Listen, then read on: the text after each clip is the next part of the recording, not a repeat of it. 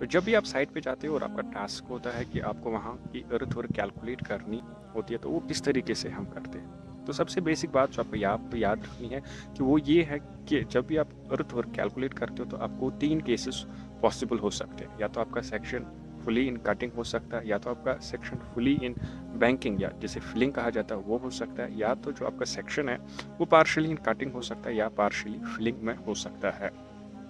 तो उसके बाद बेसिकली इसके लिए आपको सबसे पहले पुराने क्रॉस सेक्शंस होने चाहिए। पुराने क्रॉस सेक्शंस का मतलब क्या है कि जो इसकी एनएसएल थी, नेचुरल सरफेस लेवल, उसका प्रॉपर डेटा हमारे पास होना चाहिए, या तो उसका कंटूर मैप हमारे पास होना चाहिए।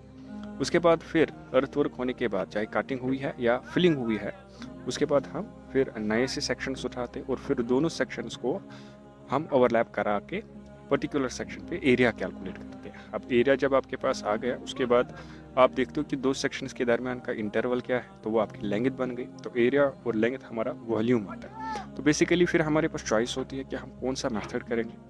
अर्थवर्क को कैलकुलेट करने के लिए हमारे पास 3-4 मेथड्स होते हैं, जैसे प्रिज्मोइडल मेथड्स है, ट्रेपेजोइडल मेथड है, मिड सेक्शन मेथड है, या मीन सेक्शन एरिया मेथड है। ये कुछ मेथड्स होते हैं जिससे हम अर्थवर्क को कैलकुलेट कर सकते हैं।